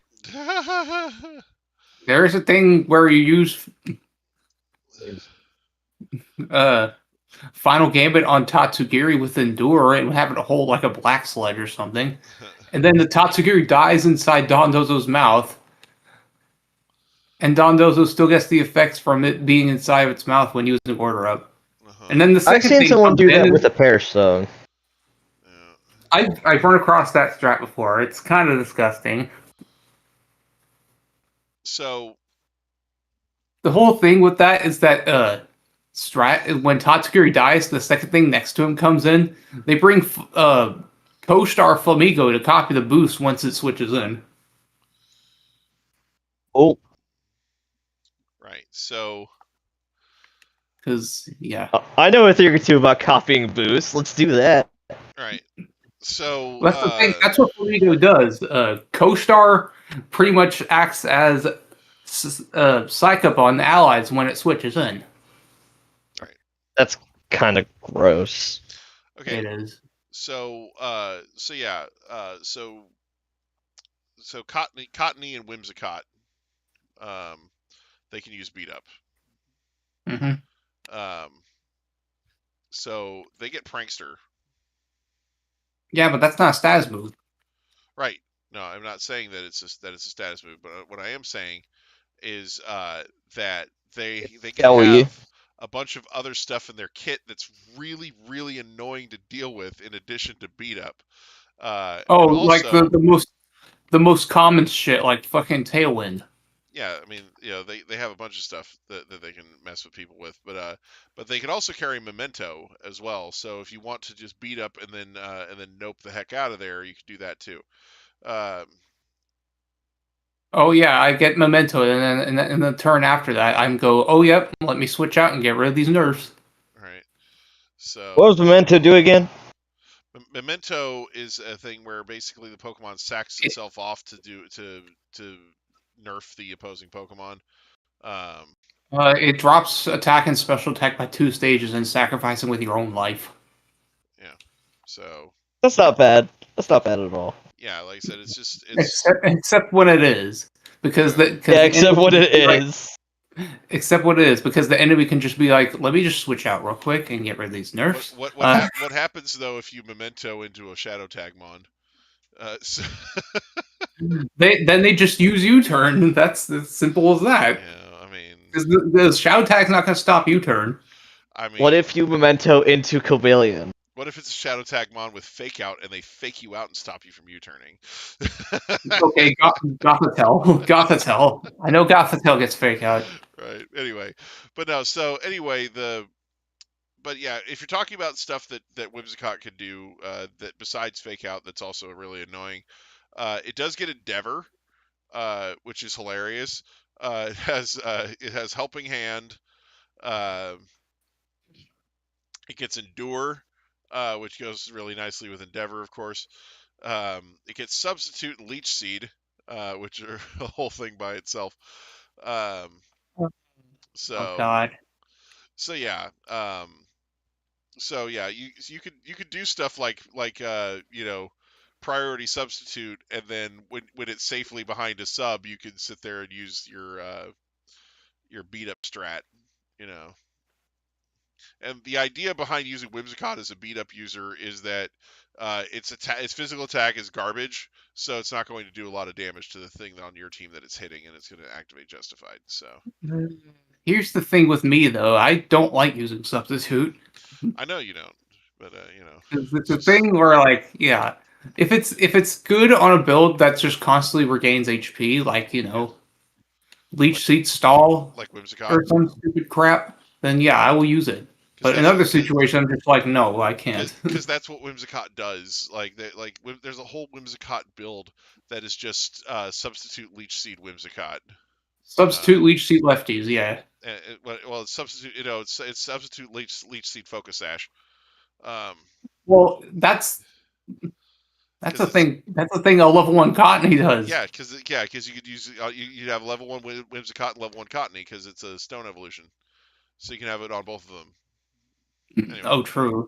So I didn't even it's one consider of those that. things where you can have a level 1 that is sitting there and just just winning constantly. It's a very difficult strat to get around once it gets set up and starts going. Yeah. Dolphy, question. Huh? Are you in the mood for a Pokemon battle? Because I just got my Cinderace up and running. We're gonna try them out for like the first time in like 1,000 years. I would love to do metronome battles, but that also sounds awesome. I don't know. I would love to do a metronome battle as well. Who knows metronome? Try looking up on Volpedia. You know what? Yeah. Something you are absolutely right. Hang on. Of fairy types that get it. Like I think the only ones I remember having it are most of the fairy types get it, but it's one of those things where. Okay, let's see here. Okay, so Clefairy, Clefable, Snorlax, Mew, Cleffa, Togepi, Togetic, Munchlax, and Togekiss all pick it up via level.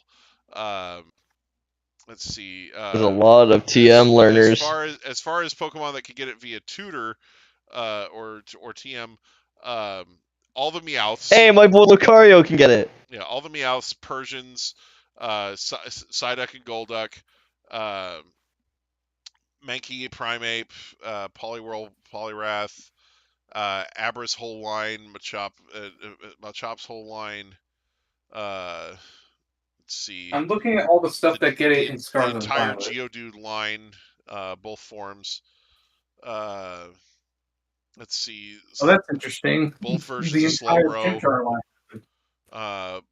Both versions of Grimer and Muck, Haunter and Gengar.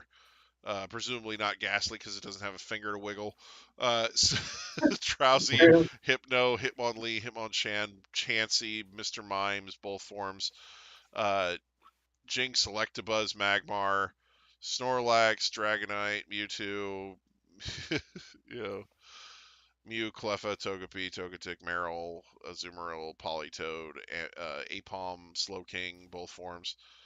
um, Snubbull and Granbull, Teddy Ursa and Ursaring, Smoochum, Miltank, Blissey, Celebi, Lombre, Ludicolo, the entire routes line, entire slack off line, uh, Makuhita, Hariyama, Sableye, Meditite, Medicham, Plusle and Minun, Volbeat, Illumise.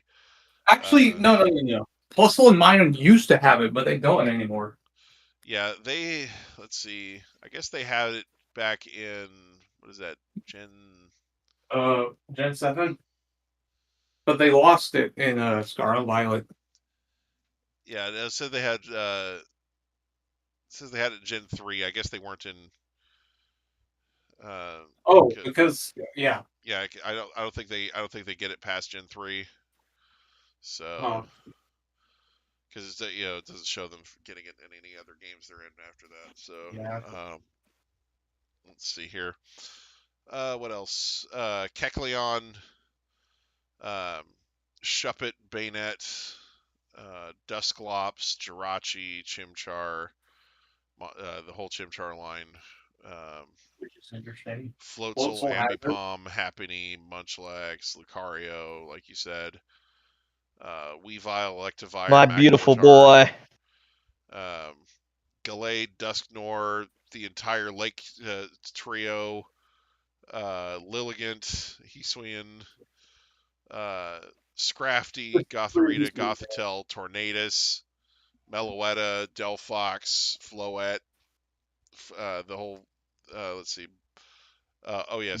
both forms of Floette, Florges, Aromatisse, Slurpuff, Deoncey, Inteleon, Toxtricity, Sinistea, Poltegeist, the entire Hatchrin line, the entire Grimmsnarl line, Berserker, Mr. Rhyme, Alchemy, Indeedee, Calyrex, Ursaluna.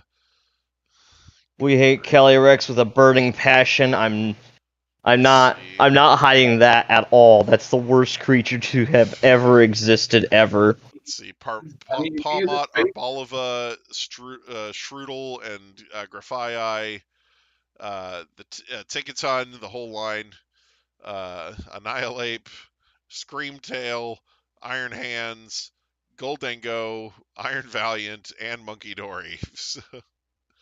Good lord. Yep, and that's all the Metronome contenders Yep. as of today. Jeez. That's crazy. So yeah, there's a pretty wide and varied group of Pokemon that could use freaking Metronome. Well, the Metronomes. Yep, that's beautiful. Yeah. Actually, I think it started being TM since Gen 8. Yeah, it depends on the game, but yeah, there's a bunch of different ways to get it. So. It is hilarious.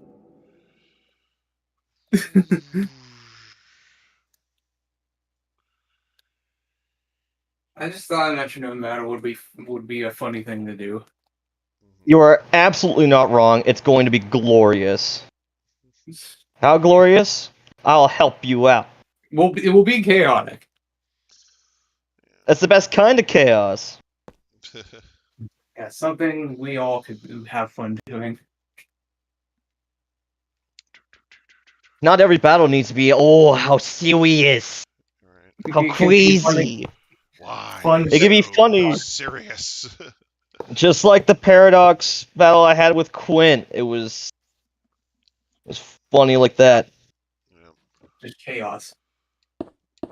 Well, Lucario and Delphox have it in the band, so there's two guys there. Yeah. Mm-hmm.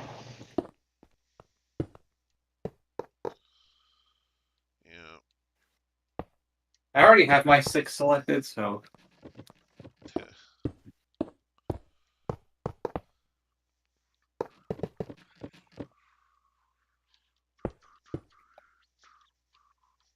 I'm having a fun battle here, and it's pretty cool. I think I'm winning. Yeah, we just O-code the Kyogre. Heck yeah, I'm unstoppable. Nice powerful Kroger.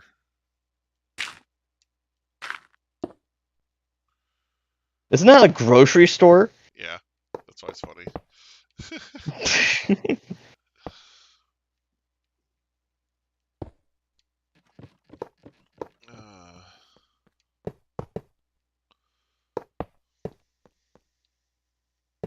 Little does this individual know that I have been justified by snarls.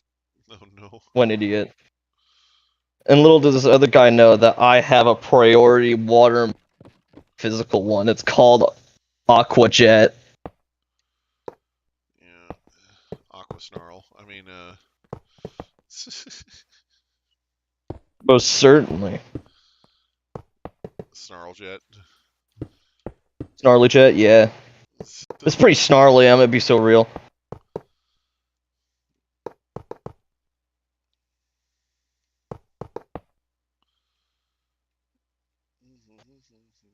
More justified, will happily take it. Don't mind if I do.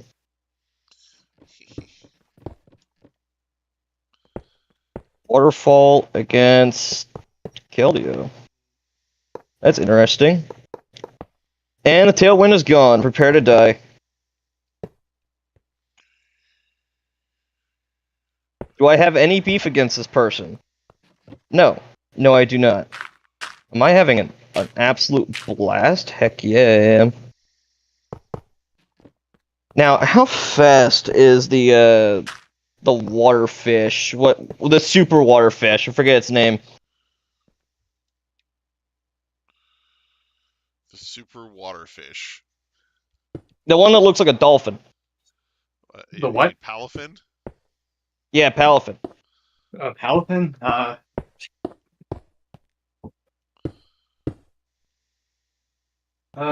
I can check for you. Aye, please do. It's so funny because It's regular form or it's 0 to hero form? Zero to hero. 100 base speed. Alright, it may or may not have outpaced my Cobalion, and Cobalion is no longer on the field. So, I'm assuming. We're so vibing. I'm assuming jet. The thing with Palafin, right, is in singles battling, it is one of the most busted things of all time, and in doubles, it's just trash. Yeah. Like, Also, it's a really stupid Pokemon that I don't like. like, here's the thing: in singles, one turn to just swap out and come back is not that big of a deal because in singles battles tend to be longer and more drawn out because there's usually a lot of switching going on, a lot of maneuvering and whatnot. So it's easy to get Palafin's conditions met to change into its hero mode like almost by accident, right? You don't even have to really try to get it into hero mode. With a double battle, there's a lot more pressure associated with switching. So if you're switching, you better have a good reason for doing it. And then the fact that it takes a whole turn to get that set up.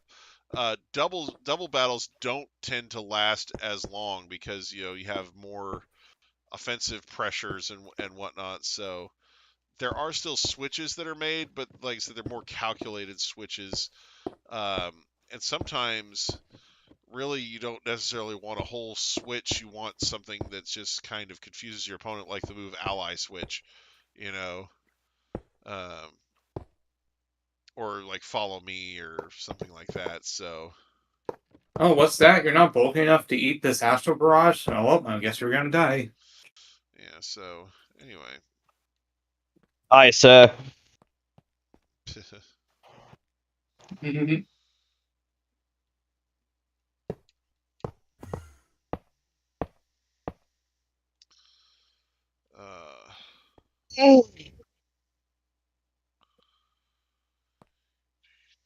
Life is very good, gents.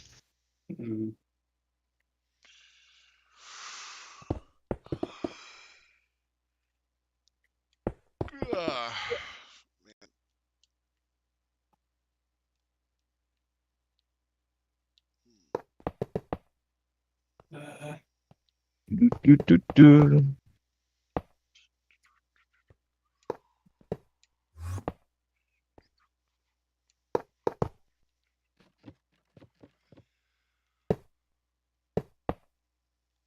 Finding some other individual. I see Miraidon in there. And a Kyogre. This is... We love Kroger.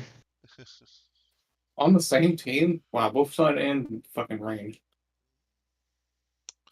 Happens. I hope I get to do numbers. That's what I hope I get to do. Well, you'll sure as hell do numbers. Knowing your team, you'll do numbers. Now, let's do the most predictable thing ever. Let's Terra Ground into the Miraidon. Oh, you're gonna guess that's Terrifier, I'm assuming. Like all of them. It'll be a great move until the Kyogre comes out, and then I pray that that thing does not have a choice scarf. Okay, Kilowattrel and Kyogre are the first outs. I might be cooked. It's just regular Kyogre, though, right? Right now it is, and it's going to remain regular Kyogre. Yeah, well, because it's one of those things where... It doesn't exist in Scarlet Violet Hunger. All right, yeah. Well, you know, like I was assuming he was talking about battling in Scarlet and Violet, but you know, if he was on Showdown or something, then you know. No, I don't do Showdown. That place is too disgusting for my liking. Yeah. At least personally, I've... Right. I mean, the thing is, without Pokemon Showdown, I don't know if we get Pokemon Champions, because it was kind of the proof of concept for the idea. Yeah. Mm-hmm. Sure, Champions will be better than Alright, Kilowattrel has officially done the Tailwind. And this I really am hoping they nerf... group is out of here. I really am hoping they nerf Wonder Guard somehow, because Electric Terror Shedinja is devious, and I want it to not So, remember how I mentioned I hope my team would be doing numbers? Uh-huh. Tailwind just threw that out the window. I know. Of course, because that's what Kilowattrel does. I'm assuming it has wind power? It does have wind power. But what's more important is when Kyogre decides to do Water Spout with 0 setup, I'm just dead. Can't do nothing about it.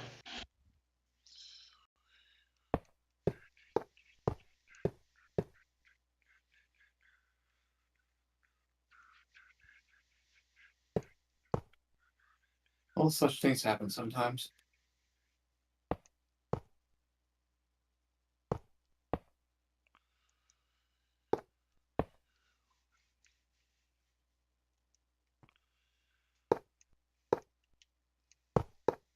Alright.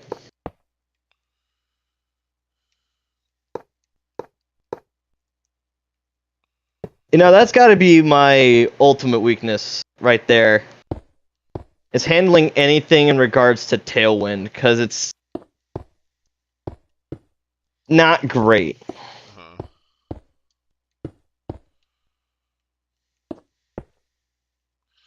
Yeah, I mean... I'm gonna be so real with you, Dolphy. I just got molly-whopped. you know... Wow, no way. You actually lost that fight for once. No, I've lost several fights, I'll have you know. But this is why I like to lose. Because I like to learn. Like I was saying, if you had a Whimsicott as your beat up setter, then you could use your own Tailwind if they pull one out, and yours would have priority. Yeah. So. Here's my problem with that. That involves Whimsicott, and that's another one of my personal creeds. I've seen that Pokemon way too much to use it myself. Right. Well, you know, it's just. I know. I'm personally handicapping myself. Yeah. Yeah. Also, Houndoom is just unfortunately not good enough to do that for you. I think it's an NFV for a reason. I don't know. I don't know how often it gets used, but I hardly see it at all. See it on my team because I like how Houndoom looks, and that's all I need him to be. That's every member of my team, I gotta like who they are as a Pokemon before I even consider them on my team. Doesn't matter what the capabilities are. If I like the style, if I like the design, I'll make it work. Yeah. with I like varying that. levels of success. Right. I like the dedication there. Yeah.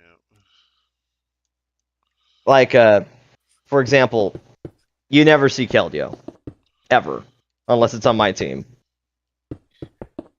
You never see shit like Beautiful Eye or Lydian either, unless it's me. And this is why I admire you guys. I like making the most useless Pokemon work competitively. Doesn't matter what. I'll find a way to make Beautiful Eye useful and not shit. Yeah. Well, it When got harder Champions to do that when they got rid of something powder. about that. Say what? It got harder to do that when they got rid of freaking powder. Vivian was the signature user of powder. I know, and now it doesn't have it anymore. Yeah, they nerfed that shit in the ground.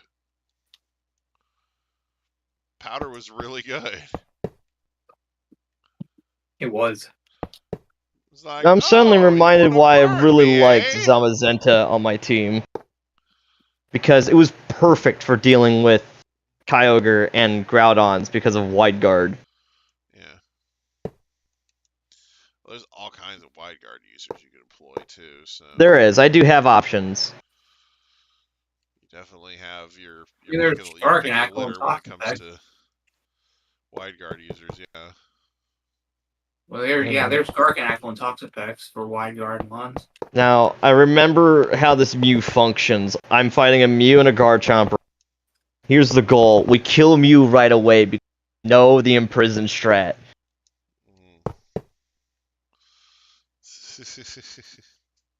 It's borderline evil. Right.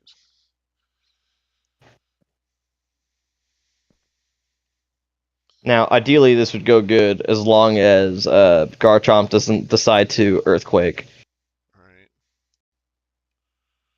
which is very unlikely. Right.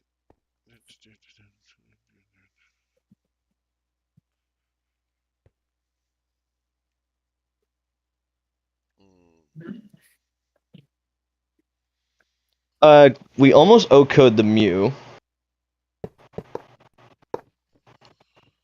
And it decided to use Earthquake. And alright, you know what? That is a knockout that I am okay with. Because now that leaves Bones Jones is dead. The Mew is dead.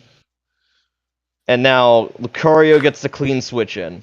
Oh God! Everyone's dead.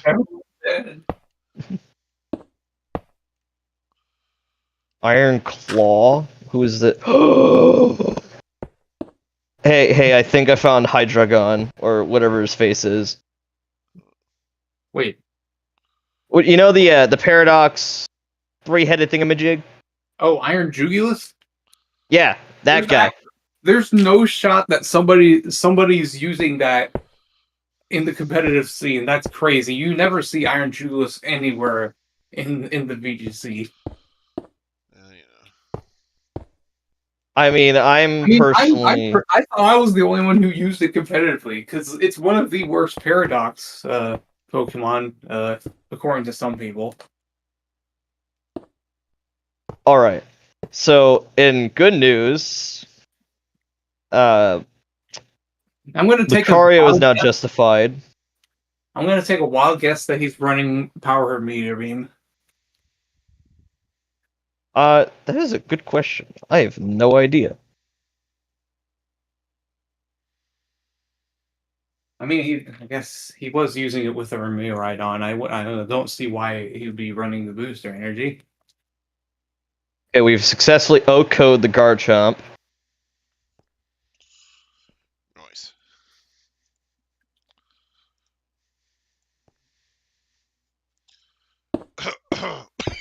Cobalion has eaten the dirt because he was slightly slower than the Jugulus. He eat the dirt. He was made of dirt. He was Terra Ground. Yeah.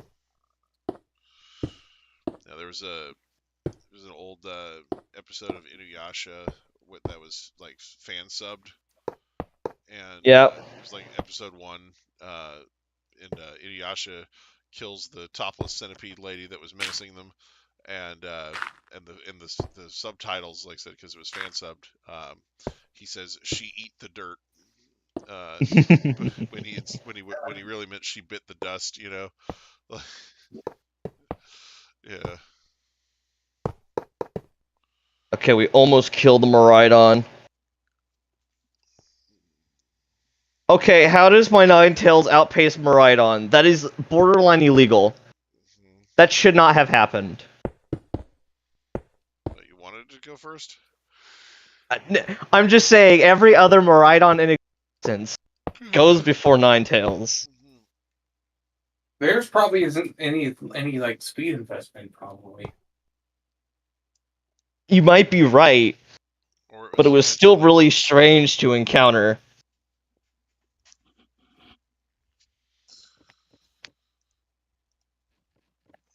Alright, but in lighter news, I won that fight. Yay. Cool. Oh my gosh. Alright, now, what I need to get better at is finding out how to combat someone when I lack initiative. Because survival is very difficult. It is really hard to get off of the back foot in Pokemon, like when you're kind of, you know, down mons and your mons going that after you've lost haven't put you in a better position. You know, because sometimes, like you said, there's a thing where it's like, oh, I lost that mon, but it's okay because they're getting me a free switch into something that I wanted to switch in right now, and you know, it actually improves your position, and then you can take another KO or two back pretty easily. But oh, it's gonna be even harder once we have to deal with stuff a month later when we have to deal with like Mega Rayquaza or alternate Croza and stuff like that. But that's what I'm saying is when you're dealing with stuff where you're like constantly having to switch just to survive and stuff like that, it's really hard to kind of get off of the back foot in doubles sometimes. You know. With singles, it's even harder when it's like casuals doubles because you're only given the 4 versus your full squad. Well, in VGC doubles, that's where you get the 4.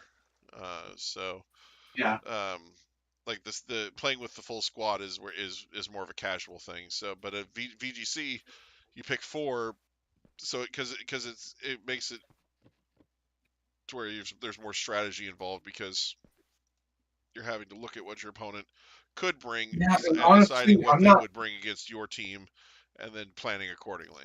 You know. Yeah, and honestly, I'm not used to playing that way where I am limited to my whole squad. I usually prefer to have my full 6, but matchmaking says it's a lot easier to, you know, find these other buggers. Right. Alright. This ain't good.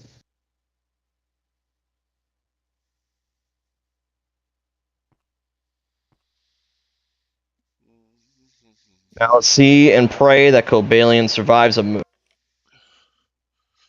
We will watch and pray. As the pole Cobalion might get roasted by a fire move from a grass type. For this is a Terra Firemon. Oh, Cobalion moves first and does not get the Oko. But he survives it anyway. This is an acceptable result.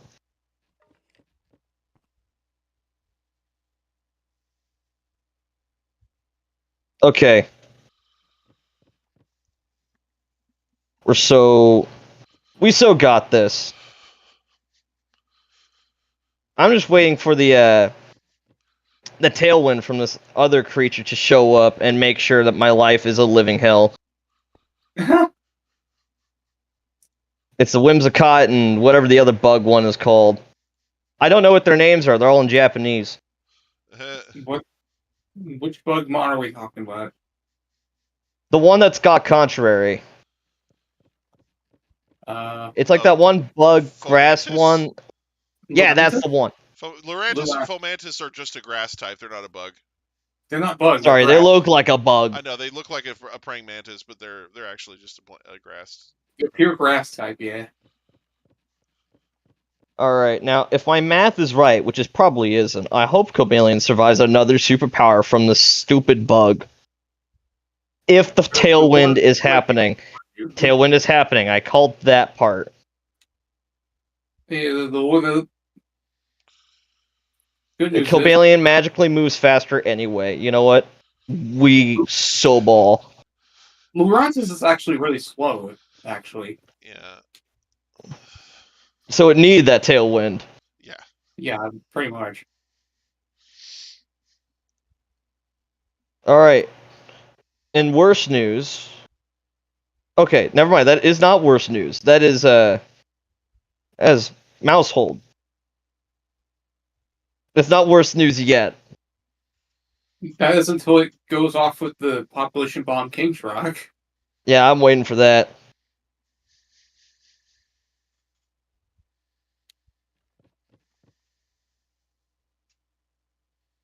Aha! Successfully blocked by yours truly, Cobalion. Population bomb has been denied. Also, speaking of Mousehold, population bomb, it actually does sort of work with loaded dice. The loaded dice population bomb, it guarantees 4 hits instead of 10. That is awesome. So population bomb does work with loaded dice. It only guarantees at least 4 or 5 hits.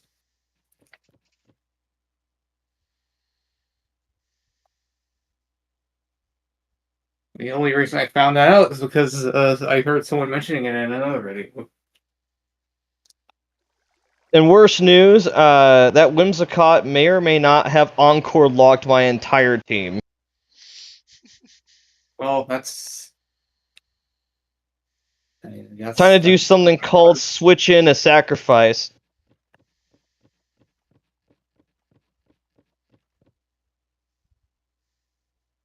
Bones Jones has returned. And we successfully land the Protect with Cobalion. How wonderful. Kilbalion? Yeah, Cobalion. Or General Buell, as I like to call him. Kilbillion?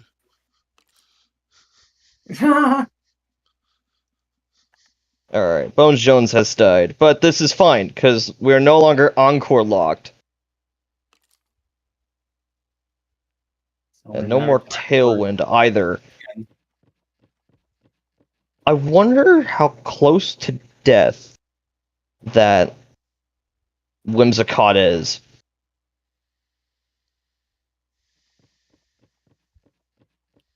Hang on, how much longer is Cobalion going to be encored?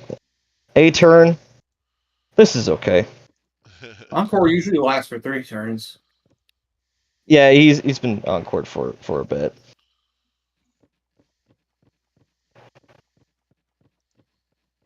And we successfully landed another Protect. We will ball. Dang it, that Whimsicott's faster anyway. Dang it, it survived. Aw, shucks. Alright.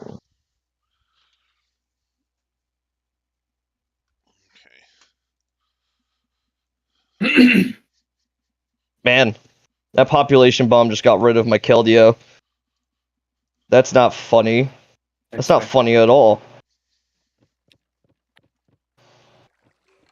And then, no doubt, my boy Cobalion's about to get Encore locked again. Because I have no priority moves to kill that creature in time for that.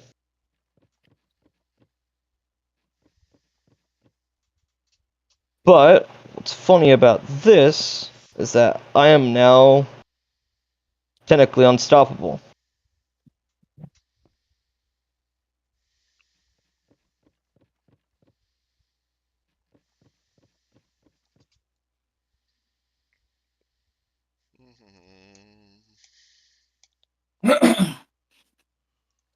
Jeez. Please, Symphony, survive the population bomb. Okay, thank God.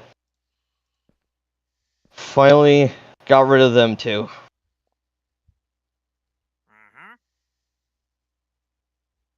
You know, Out of everything, it sucks the most to get Encore locked. I've Yeah. lost too many fights to it. Mhm. But Cobalian's also when it comes to absolutely landing way too many, You what's it know, called? whenever stuff like that does happen, uh, a mental herb is always a good thing to have. Alright.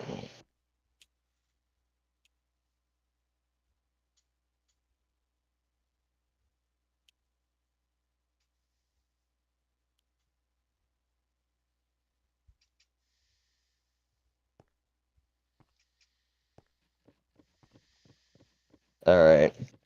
Well, I officially lost a fight to an Encore lock. Mhm. That guy seems like he has a stacked team. It's absolutely the worst to get Encore locked by pranksters. Because without priority moves, there's no way to combat it. Yeah. Which is the reason why the team I had, the scum team has neutralizing gas wheezing. That's pretty cool.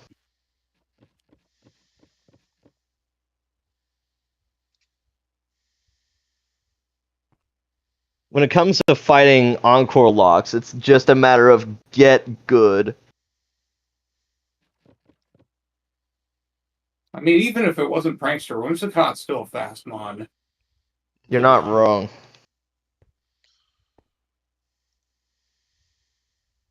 I see Whimsicott again. You know what? Fine. We're bringing in Lucario as a first out.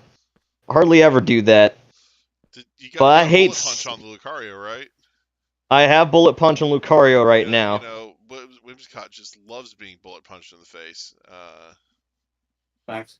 Undoubtedly so, my good sir. Alright. You know, this will be one of my first fights without bringing in Cobalion. So, let's give this a go. Today's lineup is Lucario, Cinderace, Ninetales, and Keldeo.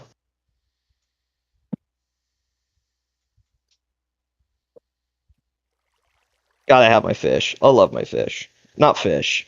He's a horse. He's water type. That's fish enough, right?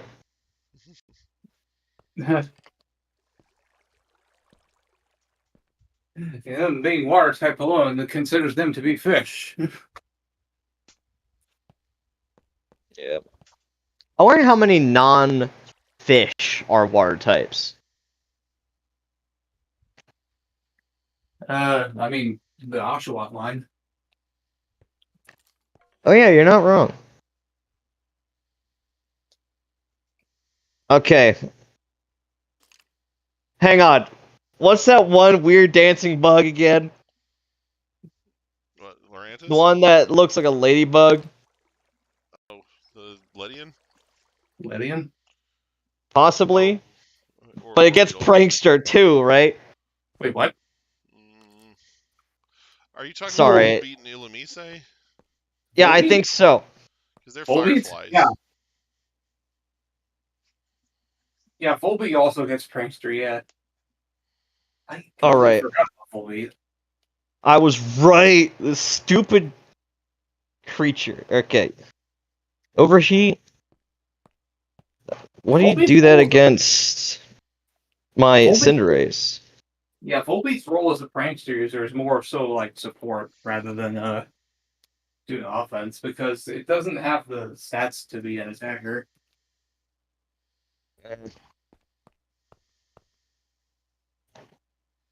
Okay, this is fine. However, I do know for I get a fact free close combat. it gets Thunder Wave. I get to handle the dinosaur now. The dinosaur Suicune. Okay, another close combat will bring it down. And I know it could safely do that because I'm illegal like that. Thank you, Focus Ash. You're not unfair at all. Ooh, now here's the real question. Do I close combat the fish? Or do I close combat the dinosaur? What's more of a threat to me right now? What are my other lineups? Okay, we close combat the fish. That's our next goal. But that could very easily be a bait into a Ghost Terra. Yeah, it wouldn't surprise me. Fortunately, that's why we got 2 priority moves. Both Extreme Speed and Bullet Punch, just in case things go horrifically wrong. Mm-hmm. Aha, we're still here. And I get to kill the fish. And we block that because we're based. Alright, fish is dead. Whoa! I'm so far doing a decent job at combating this tailwind that's been set up. Who's the last one? Miss Sunshine? Okay, that's the Ninetales. I know I can't outpace that. LOL, wouldn't it be funny if Extreme Speed? Hunger, you alright? Well, you know, I'm getting a little tired. Oh, okay. I know, I'm boring him with my battle commentary like an idiot. I'm sorry. It's alright. Man, we failed the double protect. This ain't good. Well, GG's. Anyway. I think we're gonna go ahead and get the stream over with. Oh, that's a solar beam? Yeah. On who? Man, that whole entire solar beam got used on a 1 HP Lucario. How much disrespect does this individual have? Overkill? I mean, that's not overkill because, you know, it really resisted, but still, that's a flex nonetheless. Alright. Give props to this person. Props to this person for outspeeding my... Actually, he wasn't able to outspeed. But... unfortunately for him, I got a Ninetales. And unfortunately for him, I also have a Keldeo. Rest in peace, your Firefox and Dinosaur. Alright, so yeah, we're going to go ahead and end the stream here. I want to thank everybody so much for watching. I do hope you enjoyed. We'll be back to podcast again next week, so look forward to that. And of course, as always, I do hope everybody has a great day. Bye-bye. Have a good one. Alright, so... Symphony Land the Protect, presumably.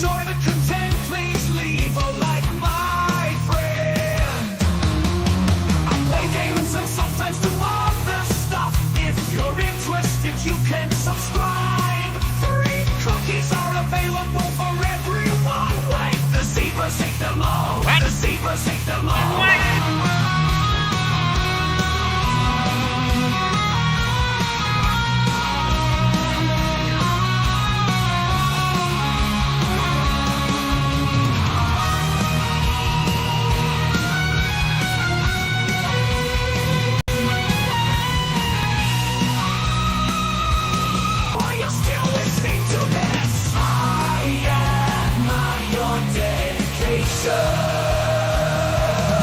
It's basically all me from here. Serious, you've been warned. Never gonna give you up. Never gonna let you down. Never gonna get copyright claims for Rick Roll. Are you still here? That's actually based. No, no, no, no, no, no, no, no, no. The meme is old. This is starting to get awkward now. Maybe go watch one of my other videos after this. It'll be great. If you're new to the channel, there's hours of content to watch. If you've been here a while, It's super nostalgic, it's a win-win situation. Do these even count as lyrics? I guess anything does if you sing it. What does that have to do with anything? No, he's got a point.